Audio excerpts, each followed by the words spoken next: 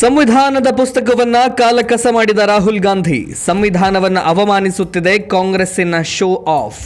ಇತ್ತೀಚಿನ ದಿನಗಳಲ್ಲಿ ಸಂವಿಧಾನದ ಸಣ್ಣ ಕೈಪಿಡಿ ರೀತಿಯ ಪುಸ್ತಕವೊಂದನ್ನು ಕೈಯಲ್ಲಿ ಹಿಡಿಯುವುದು ಕಾಂಗ್ರೆಸ್ಸಿನ ಯಾವುದೇ ಸಭೆ ಪ್ರತಿಭಟನೆಯ ಅಲಿಖಿತ ನಿಯಮವಾಗಿ ಬಿಟ್ಟಿದೆ. ಕಾಂಗ್ರೆಸ್ಸಿನ ಈ ಶೋಬಾಜಿಯು ಈಗ ಸಂವಿಧಾನಕ್ಕೆ ಅಗೌರವ ತೋರುವ ಮಟ್ಟಿಗೆ ಮುಂದುವರೆದಿದೆ. ಸಂವಿಧಾನಕ್ಕೆ ರಾಹುಲ್ ಗಾಂಧಿ ಅವಮಾನ ಮಾಡಿರುವ ಕುರಿತು ವಿಡಿಯೋ ಒಂದು ವೈರಲ್ ಆಗಿದ್ದು ವ್ಯಾಪಕ ಆಕ್ರೋಶಕ್ಕೆ ಕಾರಣ ಆಗಿದೆ. ಲೋಕಸಭೆಯ ವಿಪಕ್ಷ ನಾಯಕ ರಾಹುಲ್ ಗಾಂಧಿ ಭಾಗಿಯಾಗಿದ್ದ ಕಾರ್ಯಕ್ರಮವೊಂದರಲ್ಲಿ ರಾಷ್ಟ್ರಗೀತೆ ಇನ್ನೇನು ಪ್ರಾರಂಭ ಆಗಬೇಕು ಅನ್ನುವಾಗ ಕೇರಳದ ಸಂಸದ ಕೆಸಿ ವೇಣುಗೋಪಾಲ್ ಅವರು ರಾಹುಲ್ ಗಾಂಧಿಗೆ ಸಂವಿಧಾನದ ಪುಸ್ತಕ ಹಿಡಿದುಕೊಳ್ಳುವಂತೆ ನೀಡುತ್ತಾರೆ. ಆಗ ರಾಹುಲ್ ಗಾಂಧಿ ವೇಣುಗೋಪಾಲ್ ಅವರಿಂದ ಸಂವಿಧಾನದ ಪುಸ್ತಕವನ್ನು ಕಸಿದುಕೊಂಡು ಕಾಲಬುಡದಲ್ಲಿ ಇಡ್ತಾ ಇರುವಂತದ್ದು ವೈರಲ್ ವಿಡಿಯೋದಲ್ಲಿ ಸ್ಪಷ್ಟವಾಗಿ ದಾಖಲಾಗಿದೆ.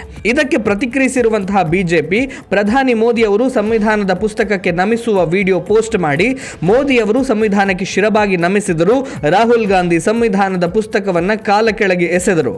ಸಂವಿಧಾನವು ಕೇವಲ ಒಂದು ಪುಸ್ತಕ ಅಲ್ಲ, ಅದು 140 ಕೋಟಿ ಭಾರತೀಯರ ಪ್ರಜಾಪ್ರಭುತ್ವದ ನಂಬಿಕೆ, ಹಕ್ಕುಗಳು ಮತ್ತು ಕರ್ತವ್ಯಗಳ ಅಡಿಪಾಯವಾಗಿದೆ. ಸಂವಿಧಾನವನ್ನು ಅವಮಾನಿಸುವವರನ್ನ ಈ ದೇಶದ ಜನತೆ ಎಂದಿಗೂ ಸಹಿಸೋದಿಲ್ಲ. ರಾಷ್ಟ್ರಭಕ್ತ ಮತ್ತು ರಾಷ್ಟ್ರ ವಿರೋಧಿಗಳ ನಡುವಿನ ವ್ಯತ್ಯಾಸ ಸ್ಪಷ್ಟವಾಗಿದೆ ಅಂತ ಪೋಸ್ಟ್ ಮಾಡಲಾಗಿದೆ.